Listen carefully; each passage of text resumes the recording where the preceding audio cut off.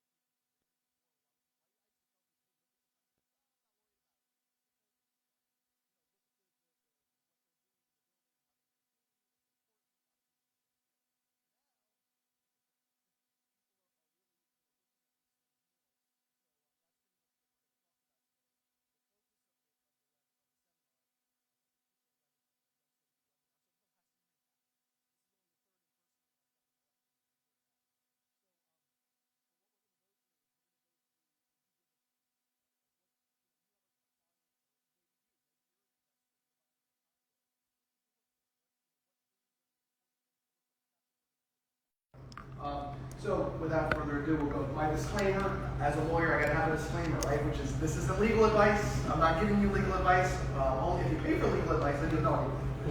Otherwise, this is for educational purposes only. I also, other than that streaming, I usually ask that you don't stream or like, but we're good with it today. A little bit about us. I've been practicing since 1995. I'm a Florida Bar board certified lawyer. Board certification means that that's my specialty. I specialize in real estate. I of course do a lot of other things, but that's one of our main focuses is real estate. I am a member of the Florida Bar Real Property Probate and Trust section. Hablo español, I do of course, you have to in South Florida, right? So I do a lot of Latin American work, and especially a lot of planning, estate planning, and tax planning for foreigners, which is very important. We have an office in Broward and Dade. We have one in Palm Beach Gardens, but now we can meet anywhere in the world with anybody in Zoom and Google Meet. So I'm also a member of the federal bar as well. Priority Title is my title insurance agency. Merino Legal is my law office. Of course, two separate entities. A little bit about, again, what we do. We do real estate transactions, commercial, residential, title insurance, purchases and sale of businesses. We do real estate and commercial litigation, dispute resolution, mediation, arbitration, things like that. When things go wrong in your transaction, and sometimes they do, and like I mentioned, we do non-resident business tax and estate planning, helping people from Brazil or Colombia avoid the estate tax and to put them in efficient structure for asset protection, privacy issues, taxation. All of those things that are important, not just for a U.S. investor, but also for a foreign investor, right? We also do estate planning, trust and wills. We do crowdfunding, asset tokenization, which we talked a little bit about last time, e-commerce, digital asset law, cryptocurrency law, business law, commercial lease review and negotiations, and we also do, of course, condo law, which we're going to talk about today. So let's go on and go over and do a little overview of what we're going to talk about. So we're going to do a discussion of some new concerns in light of Surfside in condo transactions. And in particular, obviously we're talking about old buildings. We're not really talking about new buildings. We're going to do a brief discussion of the 40-year recertification, owner and tenant legal recourse, board of director duties, due diligence required when purchasing older condominiums. We're going to talk about disclosure issues. We're going to do a brief review of that condo rider, a discussion of some existing condo laws that are related to maintenance and improvements, and talk about some condo traps to avoid. Okay, so let's go right into it. What happened there? Wait a second. And these presentations have a lot of pictures because, hold on, go back. Okay. Because when I was doing the webinars, yeah, this is like going crazy on me. Okay, there we go. My clicker's a little sensitive, I guess, today.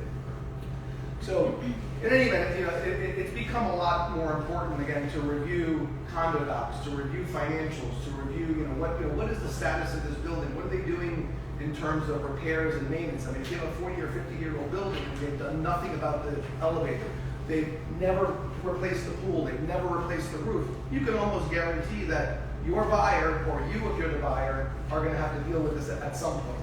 So keep that in mind. So let's go. And again, I have a lot of the pictures, like I said, because of, on the webinars, it's just a lot easier to get through.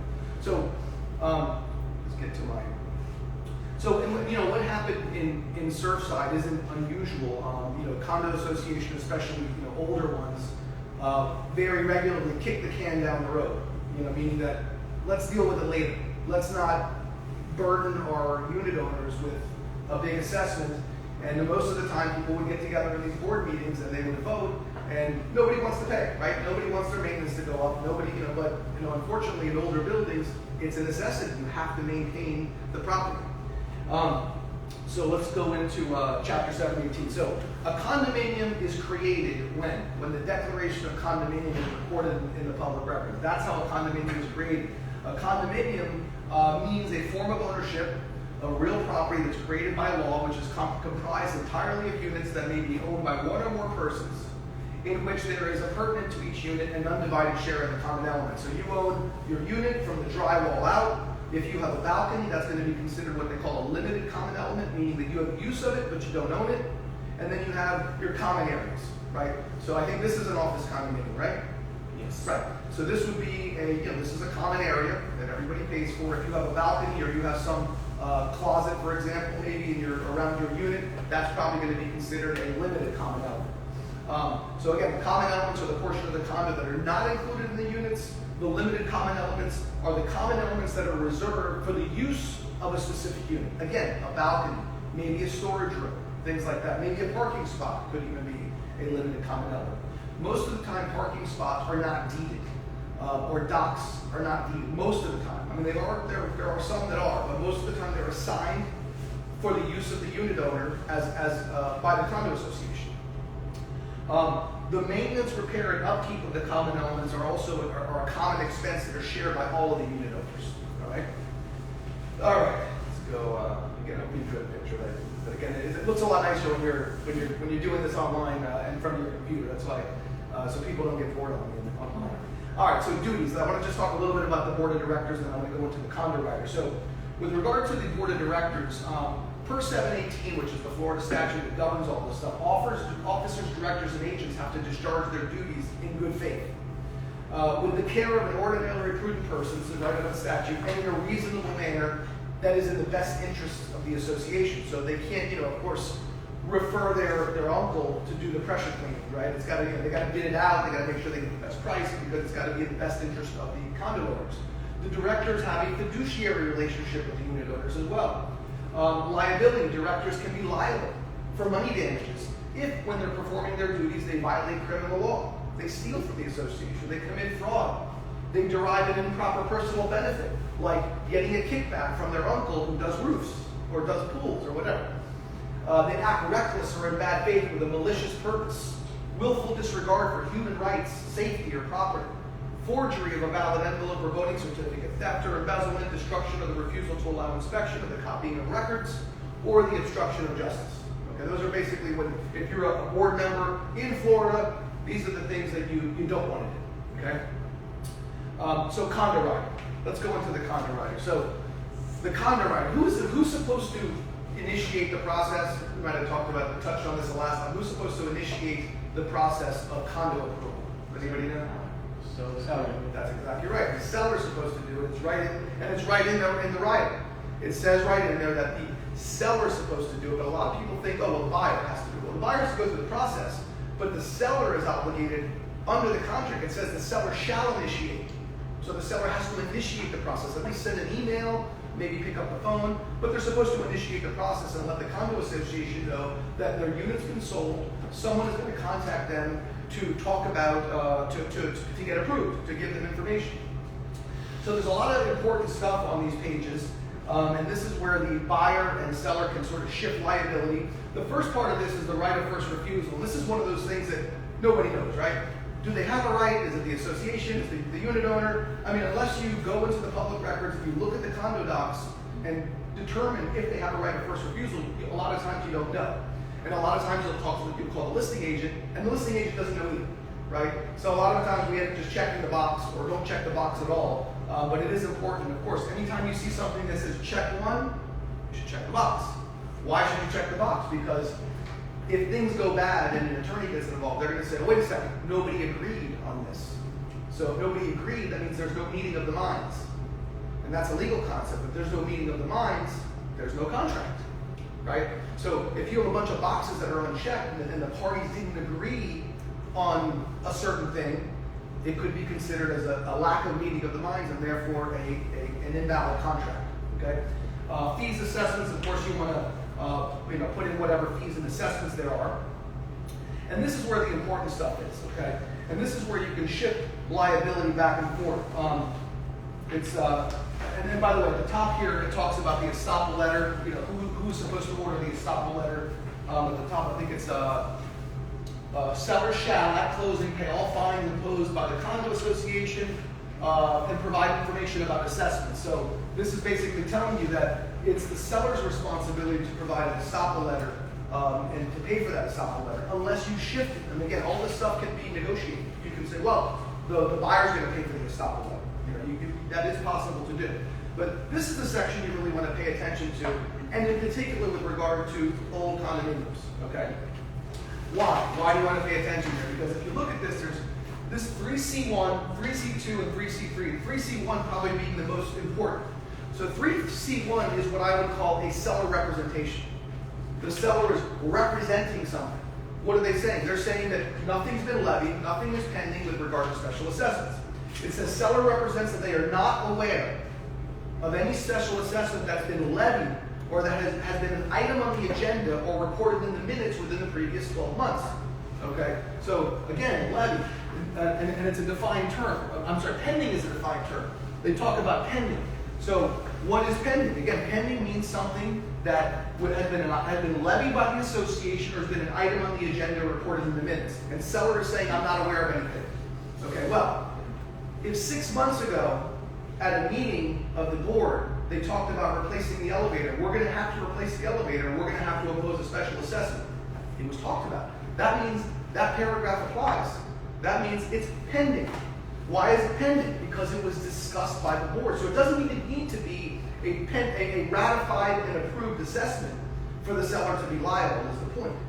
Okay? So what do? Well, unless you're able to review all of the minutes and all of the agendas of all the meetings, you're never really going to know. So sometimes what I've done in the past is I'll say, seller to provide the last 12 months of the minutes and the agenda within 10 days after the effective date. That way you can figure it out. Or you're going to have to ask the board, you're going to have to get your hands on them somehow, but that's the only way you're really going to know. And the seller, of course, can say, well, I didn't know. Well, it's going to be a tough one for the seller because, again, they're presumed to know if they're a member of the condo, and these things are noticed to everyone. Is an email from the property manager of the condominium enough to ask if there is any? The property manager, again, you're relying on a third party that, maybe they were there the whole year, maybe they were just hired 2 months ago, so it's the best way is to really get your hands on the minutes if you can, 3C2 is disclosing existing special assessments. So it says if levied or pending special assessments exist, that have not been disclosed, seller has to pay them in full. Okay, so think about what that's saying.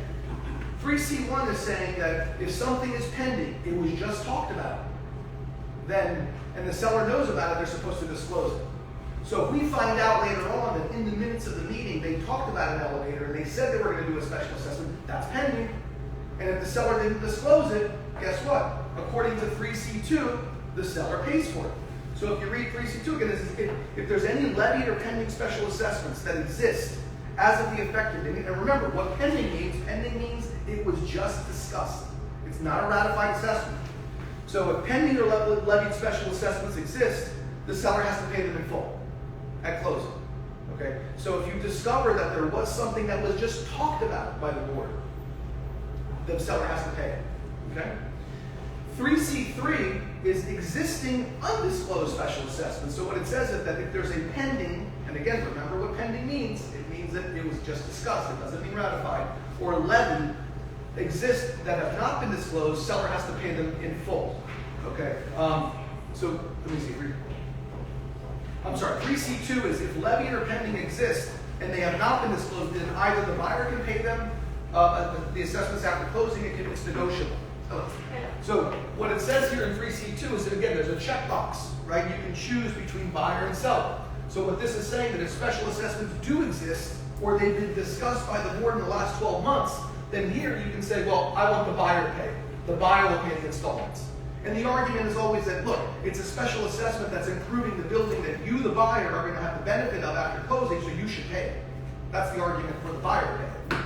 But, you know, of course, sorry, it's I have negotiable. Sure. I'm a destination, and the improvement have been done, and the property, the price increase, and the seller is also taking advantage of all those remodelations.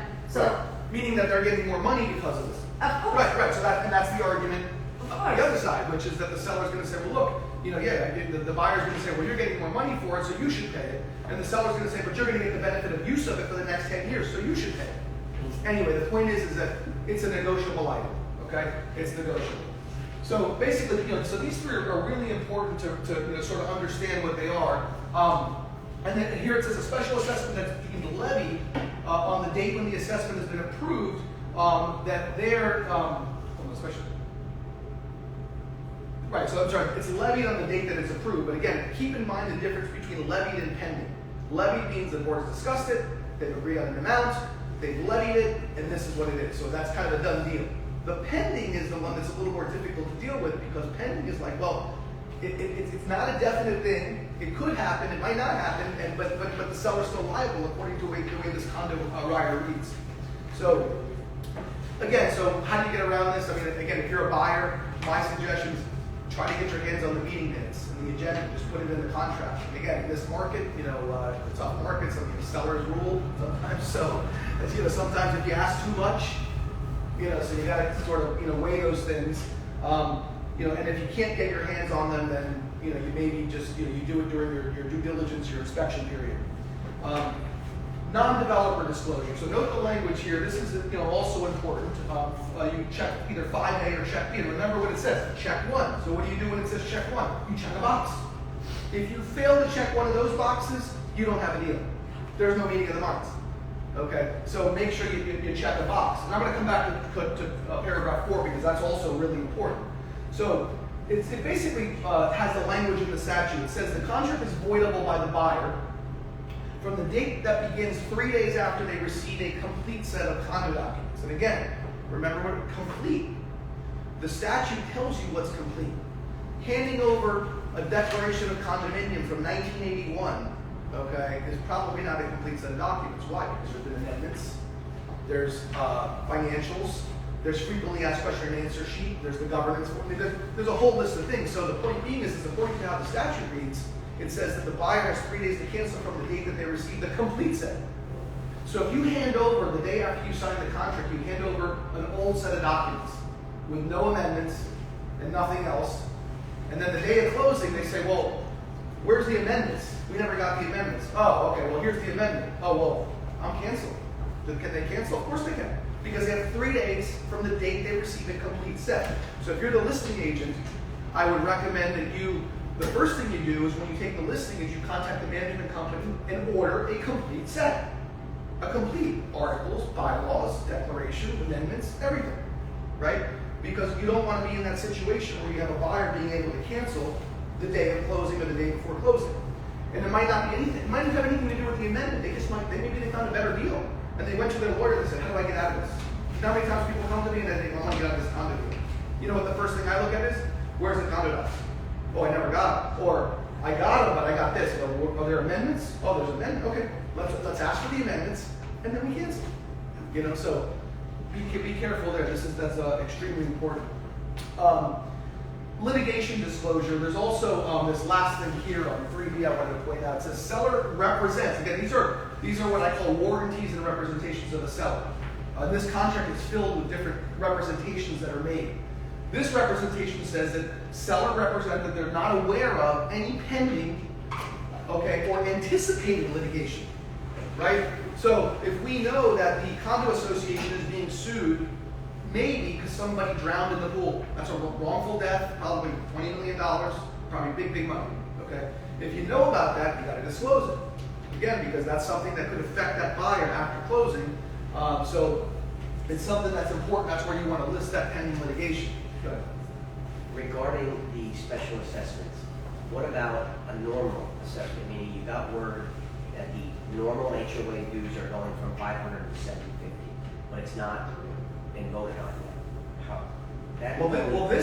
Again, and I had this exact thing come up where the maintenance went from 208 to 234, and the buyer was like, well, I can't afford that, and, you know. So our argument was this: is that if it says seller the seller's not revenue special or other assessment, well, under Florida law, there's special assessments, there's regular assessments. Does anybody know of anything in between? I mean, I'm not aware of any other assessment other than regular ones and special ones. So according to this, is that if they know about some kind of increase, then it's something that they have to, you know, they need to, you know, let the buyer know that to disclose. All right. So the other thing that's important here is this. Mike, just to go back to what you said about the minutes, because that doesn't happen automatically. It happens in a board meeting where they're discussing the increase. So can that be enough proof it wasn't on the minutes to satisfy the fact that I didn't know? In other words, if it wasn't discussed in the minutes? Yeah, because you can't raise the maintenance without having a formal board meeting. Right. And again, the seller's really presumed to know, because anytime that maintenance is increased, anytime there's a special assessment, anything that happens in the building that's of any, you know, substance or is going to cost somebody money, there's a procedure in the statute where they have to notify, they have to send it, you know, they have to have a meeting about it, you know, so most sellers are going to know. I know a lot of sellers or owners of condos, they get stuff, throw in the garbage, you know. I mean, nobody pays attention. I mean, I live in an HOA, and I get a bunch of, you know, I never pay attention to any of it. But that's, you know, again, I think that's most people. So, you know, they're presumed to know about it, you know, and there's a statutory procedure that they have to go through to get to that point of raising the assessment or imposing a special one. So, you know, they are presumed to know. Now, something that I think is really important that is often overlooked is paragraph 4, the sprinkler retrofit. And this has to do with the Florida Fire Prevention Code, okay, which it requires that all high-rise condos, okay, buildings that are approximately 75 feet in height or about 6 stories. So anything that's 6 stories approximately or higher is subject to this law. Why is it important? Because there's a law that was passed back in the 90s that said that every building in Florida that's 6 stories or higher, about 75 feet, has to be retrofitted for sprinkler systems and engineered life safety systems. Okay, why is it important? Well, so let me just get back up to the history of law. So they basically, the law was implemented in the 90s, and let me get to my next slide here. But in any event, I'm going to talk about this in a little more detail later, but that sprinkler system law is going to go into effect January 1, 2024. So it's about 2 years away, okay? Why is it important? Because it costs, some of these buildings, it's going to cost millions of dollars to retrofit them for sprinklers and to install these engineered life safety systems. And that is also, that also affects all multifamily buildings that are... Yeah. But in particular, for this purpose of this, is that if you're buying an old condo building, you know, you think you're getting a great deal out of $180,000, a great deal. Well, guess what? If that building needs to be retrofitted and they have to pass an assessment, you can expect assessments in the tens of thousands of dollars. And that's going to cause big problems for buildings where you have people on a fixed income, you know, so you probably see a lot of foreclosures. But the reason why this thing has been postponed, okay, from the 90s, they kept postponing it. So we're going to implement it in 3 years from now to give everybody a chance to get their reserves up, to go borrow money, or to make plans for this retrofit. So then the time would come around and they would postpone it again. It was supposed to go into effect, I think it was last year in October, but because of COVID, they postponed it to December 31st, January 1, 2024. So when that goes into effect, again, people are going to have to do this. And I think that because of Surfside, in light of Surfside, maybe it won't be postponed again. Because now we're talking about safety, and God forbid something happens, and then, so, good. For us that, when we're representing buyers, what's a safe, as far as the building code, what's a safe from 2001, or what's a date? Yeah, you know what, I think it's 2004, 2005 when they started to, I think you can print, anything that's probably 2005 or older, you want to take a close look at to see if they have, it's a question you want to ask when you maybe go to your interview. Have you guys retrofit? Do you have sprinkler systems? Again, it's a legitimate question because again, a major expense. Of course, major expense. So, I've been recommending to people that in these older buildings, again, ask the question. Sometimes we'll send a letter to management to find out, but it is important. Let me go to page 3 of this.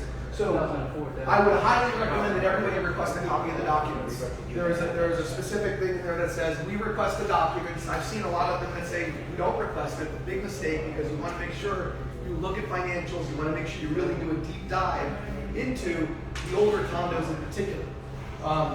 Restrictions and things like that. It's also really important to list if there's a parking space number, garage, or storage. You want to list it on there. Again, you want to be as thorough and as detailed as possible. Especially since I've seen in some cases, which you really can't do, where somebody knows somebody at the association. There's 2 spots, and they're going to basically give the other spot to their buddy. They have the association assign it. If a parking spot was given to a unit at the inception, at the declaration stage when the developer developed the condo, it can't be taken away from the unit. It's an appurtenance to the unit. It's got to be transferred to the unit. You can't take it away. Okay, and I've seen associations do that, so be careful. So it's a good idea to make sure that you list the parking spaces and those kinds of things. And it's also important in paragraph 9 regarding inspections and repairs. It states that paragraph 11 of the contract is related to property maintenance, and the as-is maintenance requirement only apply to the unit and not the common elements. So what they're saying there, if you go do inspections and repairs, the unit owner is not responsible for anything that happens in the common elements or even the limited common elements. So this is why you probably want to, in addition to doing an inspection of the individual unit, you might, if you're buying an older building, maybe get an engineer to go and do a walk around the building. Look at to see what if you see exposed rebar and steel like at Surfside. I mean, Surfside, if you were to walk around that building, if you've seen the photograph, there was exposed rebar, it was rusted, the building looked like it was going to fall down, So, I mean, it's definitely something you want to look at. All right, mismatch forms. I see this a lot. I put this in here because make sure that you're using the right forms. Okay, this form is the FAR form. Okay, if you look at the bottom, it says CRSP 16. This is a condo rider for a different contract. I 50% of the time when I get a contract that's a condo, I get this rider. Okay, that's not the right rider. The one that I gave you is the right one. That is the FAR bar condo rider. Okay, why is it important? Because one example is this: seller's warranty under paragraph 8, risk of loss under paragraph 9, and as is, are extend only to the limited common element. It's referring to paragraphs that don't exist in the FAR bar. Okay, so what happens when these things go to litigation? Well, the lawyer's going to argue about everything. The comma's not here. This contract is in business days. The FAR bar is in calendar days. What did you mean? Well, we meant business days because it could really screw things up. It's a very common mistake. It could cause confusion, and it could be a problem in litigation and make it more difficult because you have different definitions in these contracts, right? So be careful. And in particular, again, you're referring to paragraphs that don't exist, so it could cause a lot of problems. So make sure you're using the matching forms. Okay, very important. Michael. Yeah. Regarding the condo rider, I understand how it affects things pre-closing. How about post-closing? Like they come in and all of a sudden day 2 an assessment was announced. What is the buyer's rights to say they didn't They don't have any rights because, and I'll tell you why, because of the concept of merger. There's something called the Merger Doctrine of Law, and merger is this. It means that when you go to closing, the contract and the deed merge, and this contract is extinguished. So can you enforce something that's extinguished? No, you can't. So the only way. You also have the seller property disclosure that if they didn't do it, if there are specific questions that, I mean, they may lie if there was something. Well, that's a different concept. But what you were saying, can you enforce the contract? Well, you can't enforce the contract, but you can say, I was defrauded. I relied on the seller's disclosure. I relied on the contract. I was defrauded because they told me something that wasn't true. I relied on it and I went forward. That's fraud. Okay, so that you can do. But if you put a clause in the contract that says, for example, that the seller is going to come after closing and remove the swing set and take all the stuff out of the garage, okay, and then you put that in the contract, you close. Can you enforce that? No, because it's gone. How can you enforce it? You put, the seller's going to remove the swing set, the seller's going to clean everything out of the garage. This paragraph shall survive the closing. This paragraph shall survive the closing. And keep the money in escrow. Right, but the point is that but as long as you say that it survives it and everybody agrees it's going to survive the closing, then you can enforce it. But don't rely on something in the contract for someone to do something after closing unless you put it survives closing. And if you look at the FAR bar contract, there's a bunch of provisions in there that say this paragraph will survive closing. For example, one of them is the tax proration. In the tax paragraph in the FAR bar, it says that after closing, if there has to be a reproration, the parties will cooperate and reprorate. This paragraph shall survive closing. So that's something you can enforce in the contract after closing. One of the few things. Okay. Couple things on here. Let's see here. Okay. Let me go into I want to do the Florida Fire Prevention Code and talk about this briefly. So this is one I go into a little more detail about what we talked about before. So this is a Florida law that requires, again, all high rises to be protected by either fire sprinklers or an engineered life safety system. It only applies to buildings that are greater than 75 feet, approximately 6 stories. It's been effective since the 90s, like I said, but it's been extended many times. They sort of kicked the can down the road because everybody showed up and said, wait a second, this is going to cost millions. We don't want to do this right now.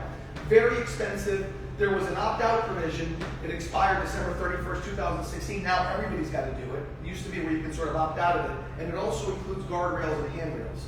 So again, an important question to ask a condo board or of a management company of an old building, has this been done? If it hasn't been done, what are you doing to fix it?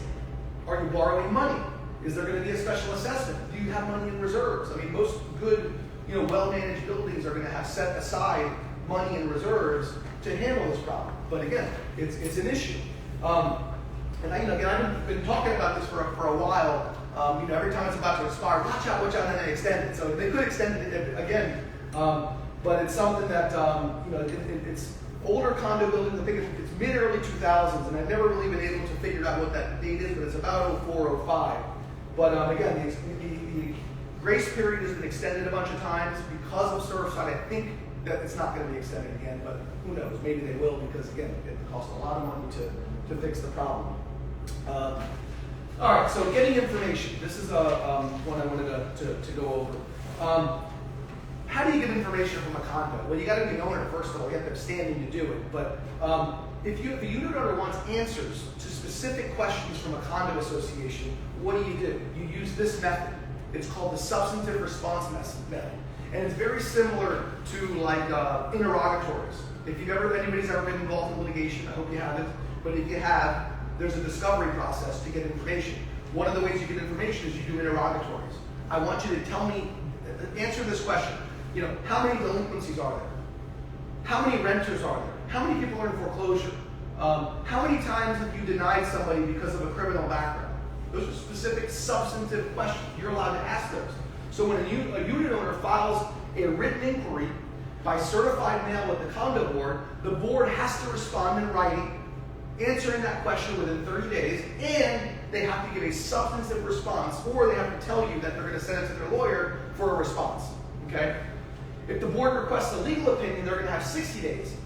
If the board requests an opinion from the Division of Condos, then they must provide the answer within 10 days. And the board, what they often do, because as a condo lawyer, what we've done is we implement a rule that says you're only allowed to ask one question per every 60 days or something like that. Okay? Because otherwise, if somebody sends you a list of 50 questions and you don't have a rule in place as a condo, guess what? You're going to have to answer the questions. right? So it's a method of getting information. And again, there's two methods of doing this. One method is by written inquiry, and another method is the 718.11, which is like a request for production.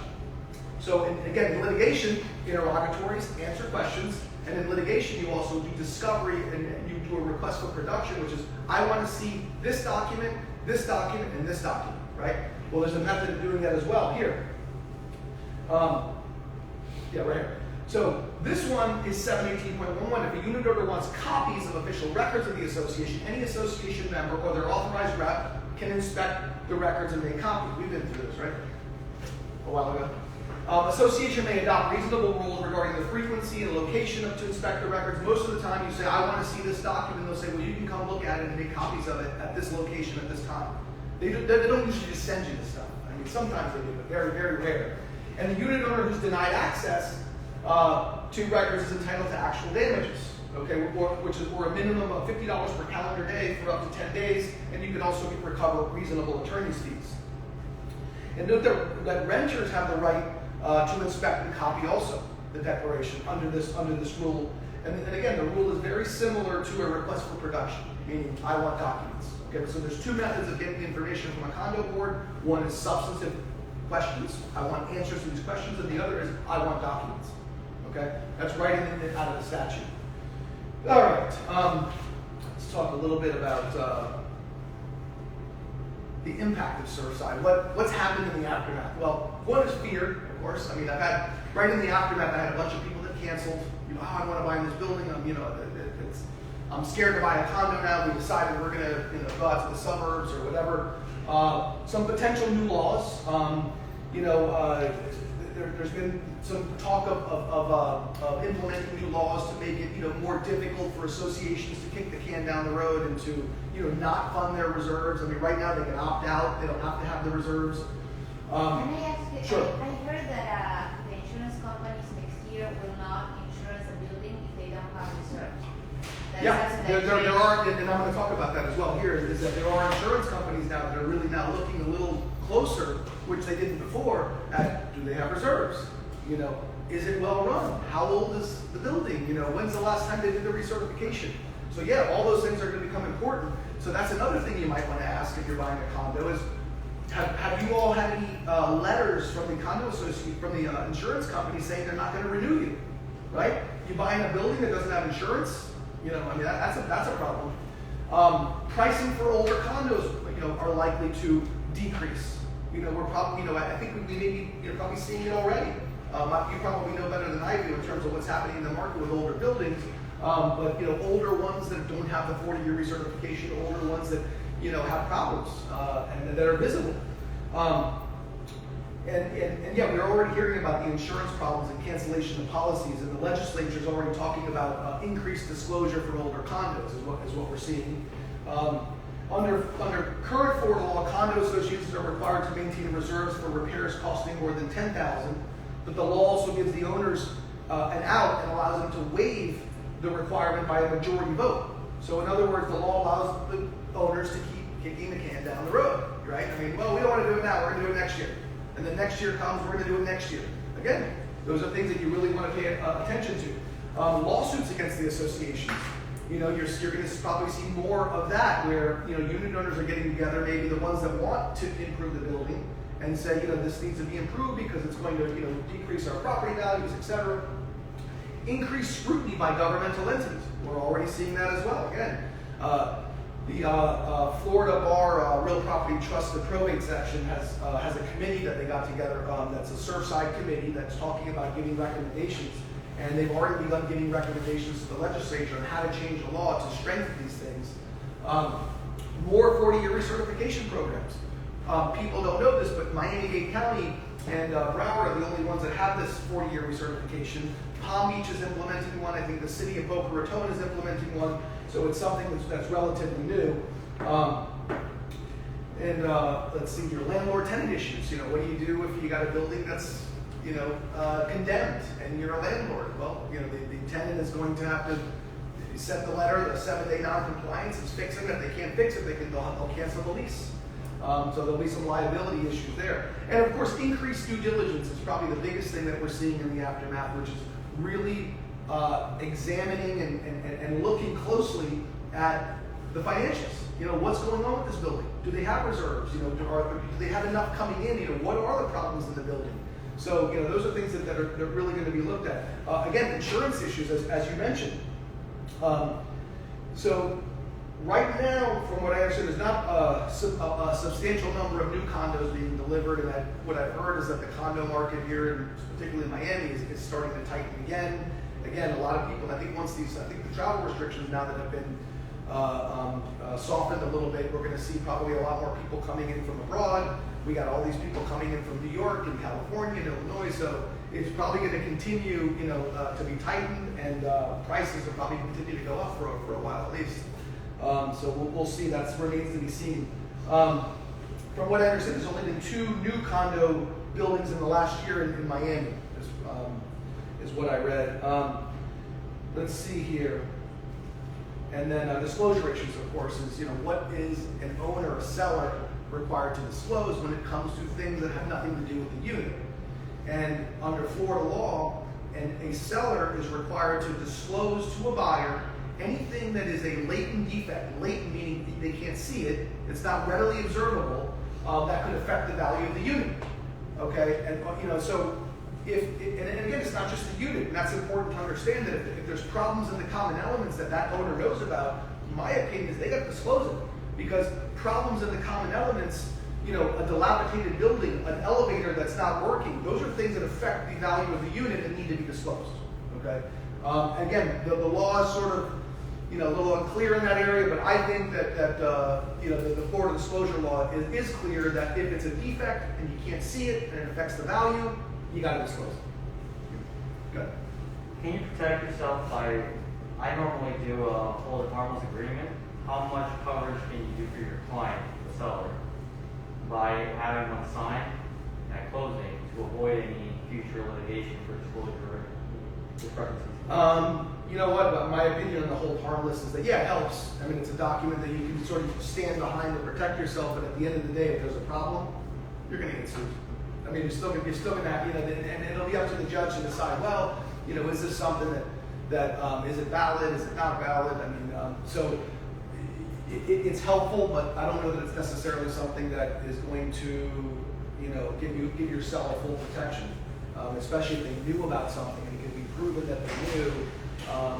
You know, it's something that it's helpful, but I don't know that it necessarily protects. It's foolproof protection. You know. All right, so let's see here.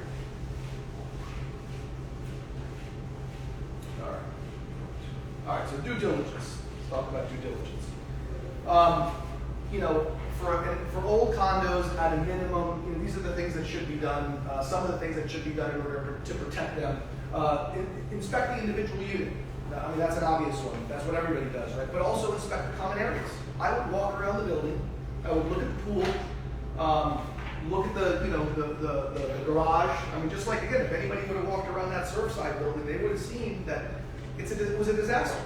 You know, it was a problem waiting to happen. Do your due diligence. Building repairs and maintenance status. What repairs are needed?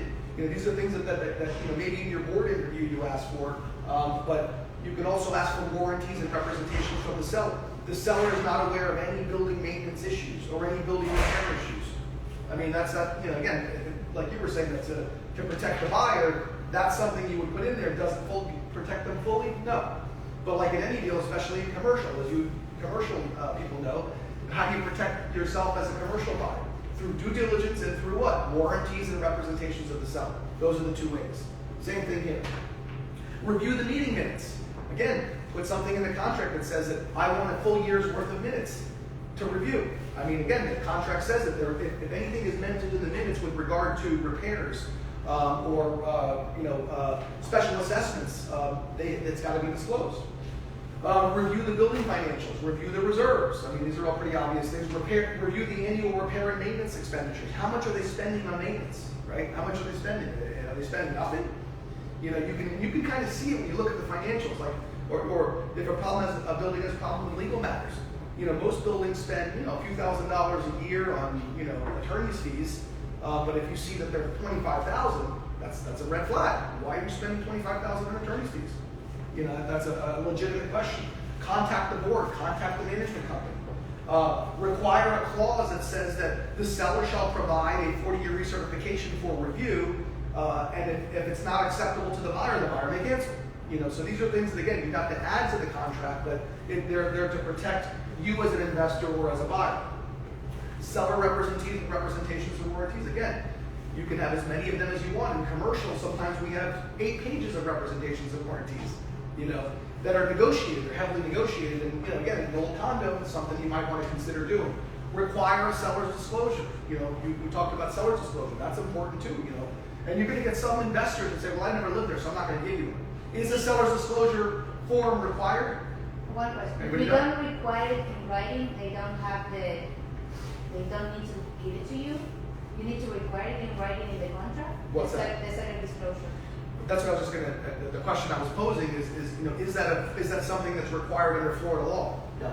It's not. Right. It's not. So a seller's let me make this distinction because this is important.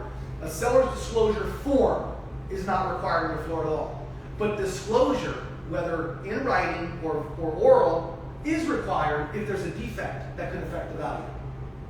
Okay. So even if you're a bank, even if you're an investor that says, "I'm not going to give you a seller's disclosure, I don't know." If that bank or that investor knows that there's a major mold problem or that the roof trusses are rotten, okay, regardless of whether or not you have to hit them, they still have to disclose it and they're still liable. You see the distinction? If I want to send a disclosure, do I need to put it in the contract, or if I send an email requesting them, it's enough? I would put it in the contract. It says seller shall provide a seller's disclosure within 3 days after the effective date. Put it in there because that makes it an affirmative obligation for them to turn it over. Okay? All right, let's see here. Go on to, shut off. Okay, so independent inspections would be important. The management company reputation. We know that Capital Management, of course, has the stellar reputation in South Florida. But you want to look at the management company, see who they are. Coverage of the monthly assessments. What does it cover? That's something you want to do in your due diligence. Inspect the entire complex. Like I said, walk the entire building. Look at the pool. Future assessments. Again, is there anything contemplated? Is there anything that's been talked about? How many tenants are in the building? Right? If you're going to go live in a building and 70% of it is tenants, that might be a problem. They don't. Most tenants. The theory is that tenants don't care. Owners do. So again, another important thing to look at: collections, delinquencies. Legitimate question. You look at the financials. How many delinquencies are there? Well, if 50% of the building's not paying, that's a problem. That's a problem. That's a financially unstable building. So you want to look at how many foreclosures there are, how many delinquencies there are, and the other bad things. Now, if you have delinquencies and they're doing something about it, that's one thing. But some of these condos have a bunch of delinquencies, and they send a letter, they don't do anything. They don't exercise their power to collect, which is what they should be doing. Current and pending litigation.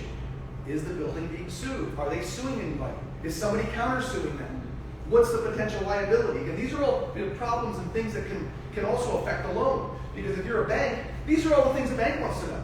When they send out that condo questionnaire, this is what they want to know. This is what is there litigation? And again, as a buyer, it's the same thing you should want to know too. So if you're buying cash, you want to ask the same questions that the bank is asking. Why? Because you're investing all your money. If the bank is giving you money, they're going to want to know these things as well.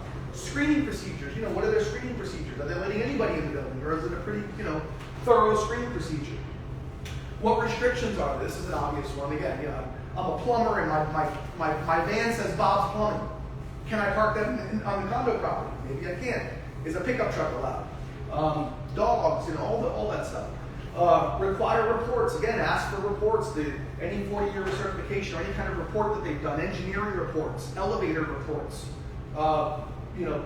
debt stability reports. Any reports you can get your hands on, you want. And talk to residents. The best thing is go on a Saturday, walk around the pool, and ask people about the pool. especially tenants. Tenants will tell you, oh, yeah, this building is horrible. You don't want to hire here. This is they don't manage this thing right. They don't, so it's a good idea to definitely talk to some people. Let's see here. We go into the 40-year recertification. Talk about this. So this is not a state law. 40-year recertifications are not state law, but rather as part of the Miami-Dade Broward County building codes. Additional certifications are required every 10 years. But again, as we all saw, these things, this code exists, but are they enforcing it? No. Are they making people do? Nobody's doing it. Now they're all, now we got to go look at it. We got to go figure out what's going on. But for a lot of years, nothing was ever done with these. But it requires that any building that is in existence for greater than 40 years must be inspected to determine structural integrity, overall building condition, and the general condition of the electrical systems. Okay? The certification report has to be prepared by a Florida registered professional engineer or architect and submitted to the county for approval. This is the other problem. Structural engineers, very hard to come by right now.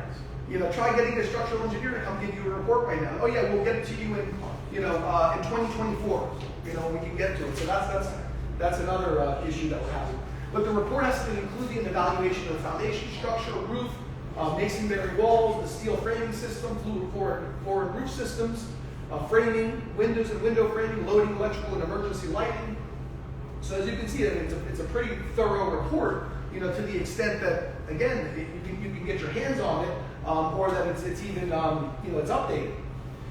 All right, so I'm going to talk about condo termination. So this is sort of a hot button issue. It's been a controversial issue for a lot of years, and there's a lot of increased interest.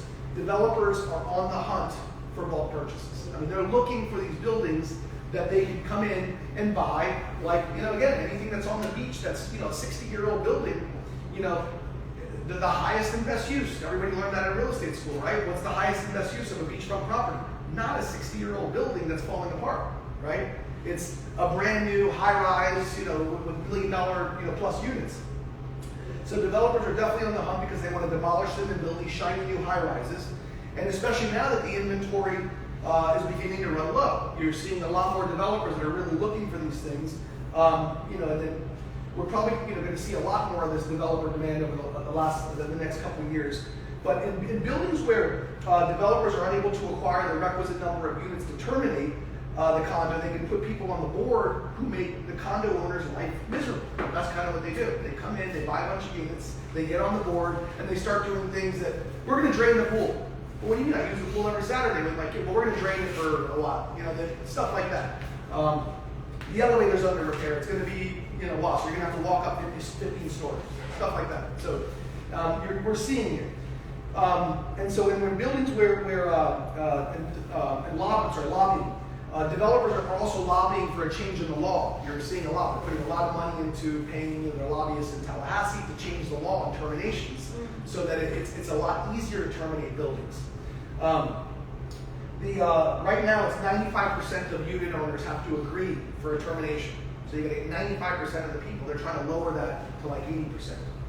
Okay. And what does that actually mean? Meaning they achieve termination when it's 80, 95, then I was one of the holdouts. Do they have to give me fair value? Yeah, it's kind of like an eminent domain kind of thing where they got to give me fair value. But I don't have the right to hold out at that point. Now, once they terminate, once they terminate, you can stay in your unit, but they're eventually gonna there's nothing you can do. At that point, they control the building, they control the rules, they can change the rules. They're trying to buy the Champlain North. I sold a unit that my client after last month got an offer. They already bought a couple of units. Okay. So let's see. And as far as deterioration, because of the corrosive effects, also the saltwater atmosphere, a lot of these repairs are really, really costly. I mean, you have, again, exposed rebar and all sorts of things like that are happening. Lack of affordability. In a lot of cases, occupants of these older buildings don't have the financial resources to make the repairs and modernize the building, so the restoration costs would not be recoverable dollar for dollar, and the units would still be in an outdated structure. So even if we fix everything, you're in an old building. So it doesn't really make sense to do it. The previous termination law, which was in July of 2007, the threshold to terminate an existing condo is 80%. But as you know, the Great Recession, when that came around, that everything sort of switched, and people started to move towards not just rental buildings as opposed to condos, or converting condos, because that was like the big rage back in 08, 09, 06, 07, where they were taking old buildings, converting them to condos, and then that stopped. So the previous termination law, the threshold to terminate was 80% in July of 07, but then came the Great Recession again, they changed it. So when condos lost their value, these rental projects became what they started to do more often. Now again, the threshold number is 95%. All right, let's change this. Tissue. Are there any more napkins? Yeah. Okay,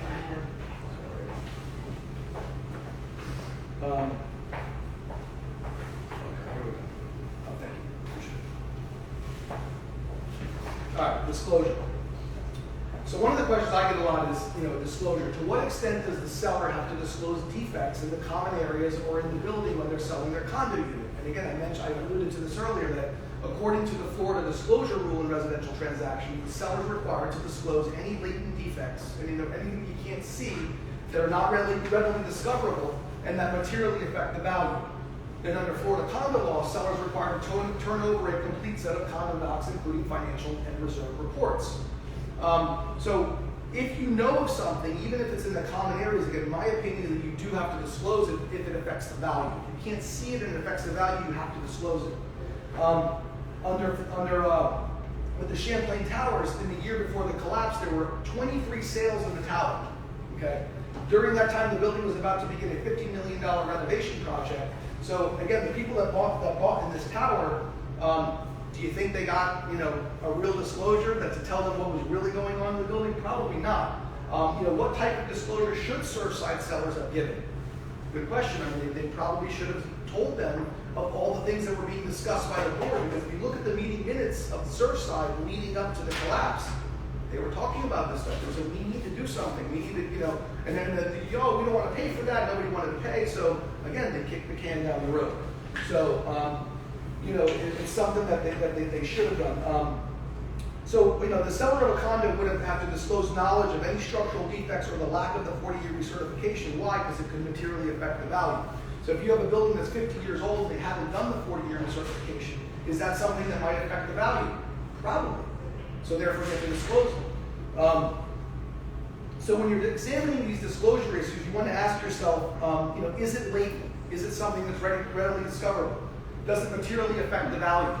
Those are the questions you want to ask yourself. So, and these are the things that come up in litigation where somebody says, well, you never disclosed it. Well, as a buyer, for example, exposed rebar in the garage that's rusted and you can see that it's deteriorating. Okay, that's readily observable, right? So you can't go to the seller and say, you didn't tell me about this. Because the seller's going to say, well, all you had to do was walk down to the garage and look at it. It's right there. We're talking about latent things. Those are the things that need to be disclosed. How do you take liability from the seller then? What's that? How can you take liability out of the seller? If they don't know, if they are a seller in Argentina, and that's the argument, is that you had no knowledge of it, number one, and it was also readily observable independently by doing due diligence. That's the argument. Again, these are the things that play out in court. It's going to depend on how a judge really sees it.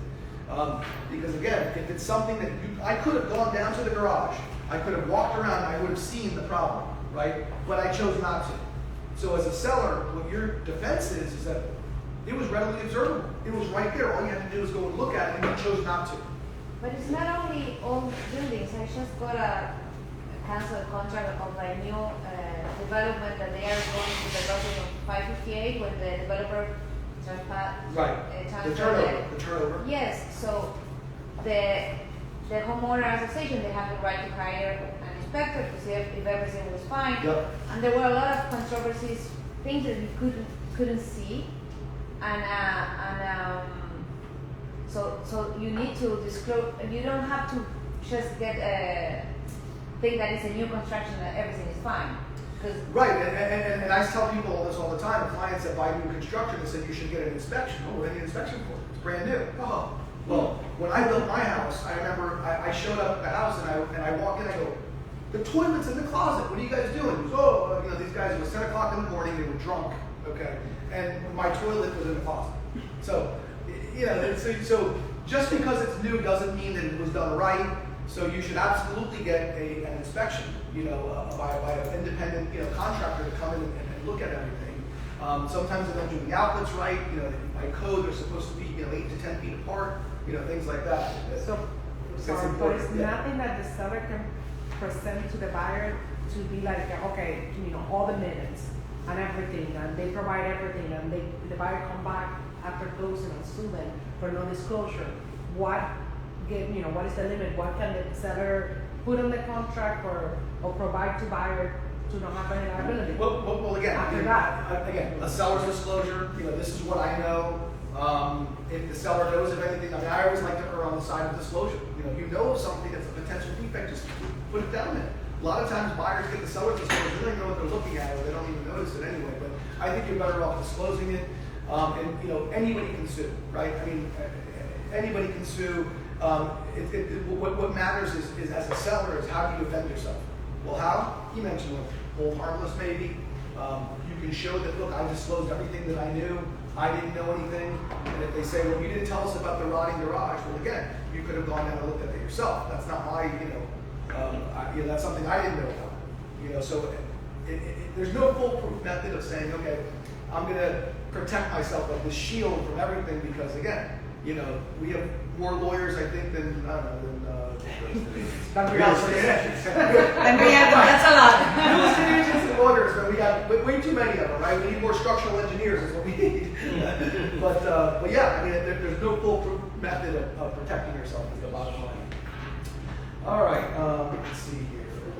To insurance and condo law. So we talked about, you wanted to talk about insurance. Okay, so insurance companies are warning right now that higher bills are coming for older condo buildings. So again, one of the things you might want to say is that seller represents that they have not heard of any increases in the condo association insurance, for example. I mean, you know, ask the question to the association: have you all gotten any kind of cancellation notice? Have they given you any kind of notice that the insurance is going to increase? Again, if insurance increases, what else increases? The maintenance, right?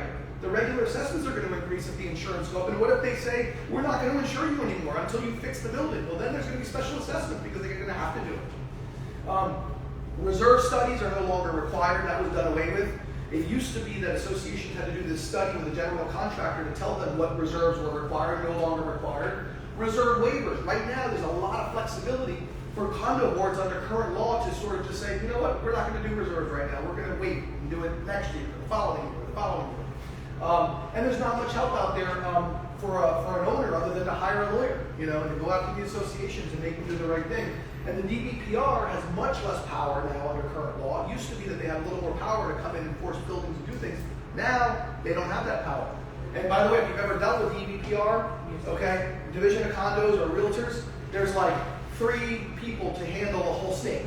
Okay, so that's why I get people that say, oh, you know, somebody reported me to Frank.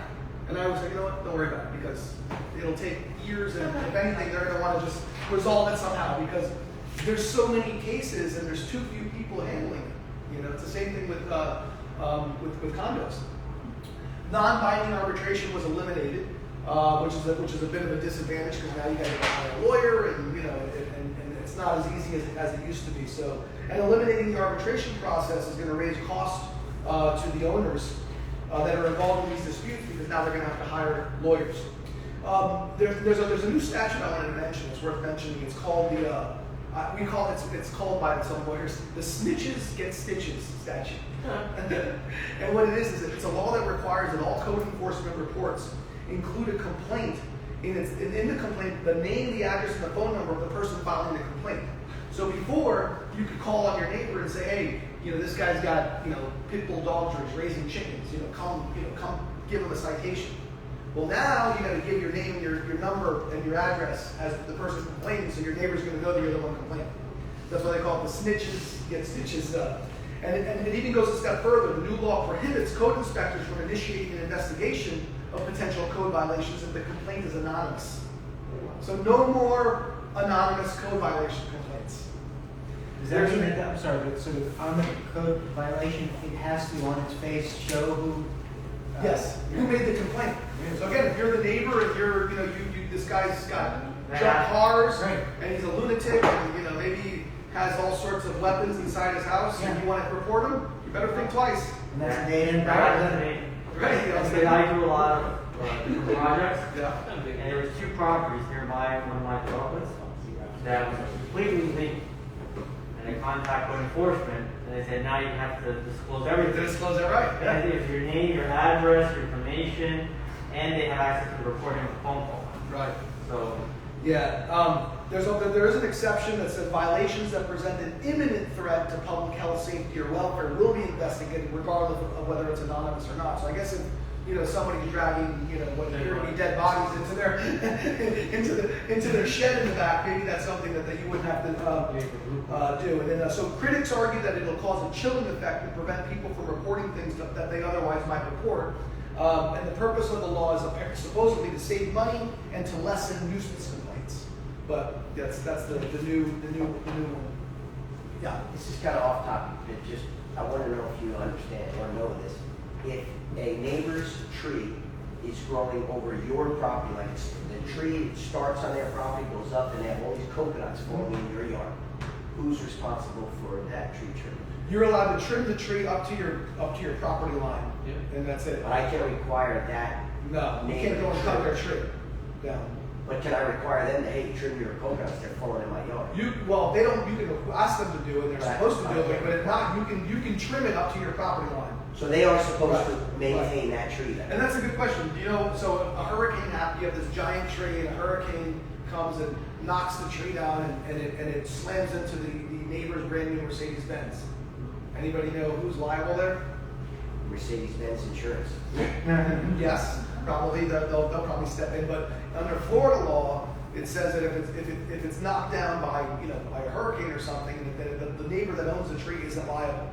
Now, if a tree falls down because the tree is an old tree and it's rotted out and it does something, then the neighbor's liable. Then the person that owns the tree is liable, because the theory is that they could have trimmed it and they could have cut the dead branches to avoid it from falling. So that's what do they call it? Like an act of nature, act of God? Yeah, it's like force majeure. But yeah, there's actually a whole body of what they call tree law in Florida that talks about all these things. Like you just said, what do you do if it's hanging over? Well, you can allow to trim it to the property line. What happens if it falls? It depends on the circumstances of the tree fall. So, anyway, that is my photos, and then there's my email. And then questions. And that's it. Hope you learned a lot today. Yes, Sure. thank Yeah. you. You're welcome. you were saying that obviously the seller tried to get the condo doc and everything. But sometimes it's charged to get that condo doc provided. Right, yeah, they're allowed to charge a reasonable fee for the condo. Some of them have $3,000 for documents that are on public record. How much? $3,500. For 3 to 500? 300. I mean, and it goes back to the same thing. Like, for example, an application fee. An application fee for a condo is supposed to be $100. I think we might increase it a little bit. How much? Right, 250, right. So, and there were a lot of them that were charging $300 and $400 for it. Well, that's not, that's a violation of the statute. And with regard to condo docs, I think it says that the association can charge a reasonable fee. So the question becomes, is $400 reasonable for a set of documents that are on public record? Probably not. It's probably a violation of the law. Yeah, but you said that you request things for free, and they have a certain amount of days. Well, most of them are free. Well, first of all, remember the condo writer says that the seller's responsible for obtaining the documents and handing them over to the buyer. So the buyer shouldn't have to pay for the documents. The seller has to pay for them. Are we still streaming? No, we're off. No, we are still. Huh? We are still streaming. Can we kill it? Okay. What are you gonna say? Yeah, we get everything. No, I'm just kidding. We good? I wanted to say, as realtors,